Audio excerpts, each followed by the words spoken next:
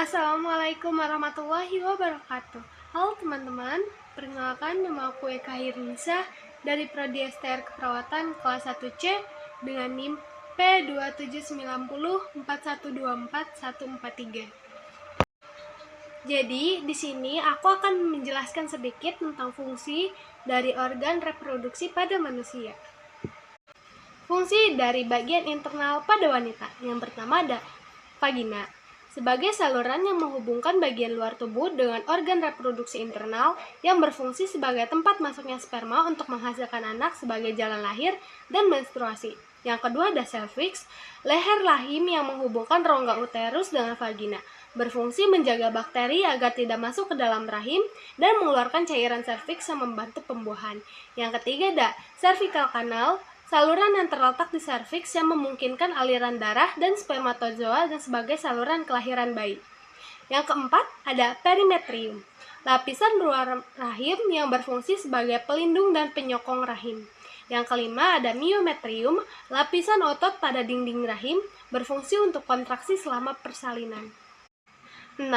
Endometrium, lapisan dalam rahim yang berfungsi sebagai tempat penempelan dan perkembangan embrio. Yang ketujuh ada uterus, organ tempat tumbuhnya janin selama kehamilan dan berfungsi sebagai tempat penempelan sel telur yang dibuahi. Yang 8 ada fibriae, ujung tuba Fallopi yang berbentuk jari-jari yang berfungsi sebagai menangkap sel telur yang dilepaskan dari ovarium dan membawa sel telur tersebut ke dalam tuba Fallopi untuk memungkinkan pembuahan. Yang 9 ada uterine fundus, bagian atas rahim yang berfungsi sebagai tempat pembentukan dan penumpukan darah menstruasi. Yang ke-10 ada tuba Fallopi, saluran yang menghubungkan ovarium ke rahim, berfungsi sebagai tempat terjadinya pembuahan antara tuba Fallopi membawa sel telur yang telah dibuahi menuju rahim untuk diimplantasi. Yang kedua ada fungsi dari bagian eksternal pada wanita. Yang pertama ada mons pubis, area berbentuk melengkung yang tertutup rambut ketika sudah pubertas, fungsinya untuk melindungi tulang pubis dan organ di bawahnya. Yang kedua ada prepuce atau kutub klitoris, lipatan kulit yang menutupi klitoris yang berfungsi melindungi klitoris dan memberikan kenyamanan dan melindunginya dari gesekan atau iritasi. Yang ketiga ada klitoris, organ yang sangat sensitif di area vulva, fungsinya memberikan sensasi seksual karena terdapat banyak saraf yang peka terhadap rangsangan. Yang keempat ada labia minor, lipatan kulit yang lebih kecil dari mayor, berfungsi melindungi saluran vaginal seperti uretra dan vagina untuk menjaga kelembapan. Yang keempat adalah labia mayor, lipatan kulit luar yang lebih besar yang mengelilingi vulva, berfungsi untuk melindungi struktur internal organ reproduksi wanita, membantu menjaga kelembapan dan kebersihan area genital. Yang kelima adalah labia minor, lipatan kulit yang lebih kecil dari mayor, berfungsi melindungi saluran genital seperti uretra dan vagina dan menjaga kelembapan. Yang keenam ada uretra, saluran yang mengalirkan urin dari kantong kemih.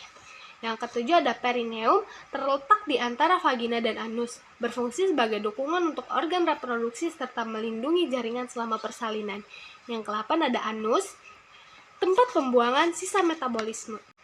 Selanjutnya ada fungsi dari organ reproduksi pada pria, bagian internal ya. Yang satu ada glans penis, bagian ujung penis yang berfungsi sebagai area rangsangan seksual dan melindungi ujung uretra. Yang kedua ada jaringan erektil, ada dua, yang pertama ada cor subpumosa dan corporum. Terdapat di dalam penis, berfungsi mengalirkan darah sehingga penis dapat mengalami ereksi selama stimulus seksual dan penetrasi seksual. Yang ketiga ada uretra, saluran yang mengeluarkan urin dan sperma. Yang keempat ada kelenjar Cowper atau kelenjar borbouretra, menghasilkan cairan praejakulasi untuk melumasi uretra dan mengurangi iritasi selama ejakulasi, dan cairan yang bisa membersihkan uretra dari sisa urin. Yang kelima ada kelenjar prostat, memberikan nutrisi pada sperma dan membantu pergerakannya. 6. Vesicula seminalis, cairan yang mengandung fruktosa untuk memberikan energi bagi sperma. Yang ketujuh ada vas deferens, saluran yang mengangkut sperma dari epididymis menuju ampula vas deferens dan menuju uretra selama ejakulasi. Yang ke-8 ada ampula vas deferens, tempat penyimpanan sementara bagi sperma yang matang sebelum dikeluarkan. Yang 9 ada epididymis, tempat penyimpanan dan pemantangan sperma yang diproduksi di testis. Di sini sperma mendapatkan kemampuan untuk bergerak dan membuahi sel telur. Yang ke-10 ada testis, organ reproduksi pria yang sperma dan hormon testosteron.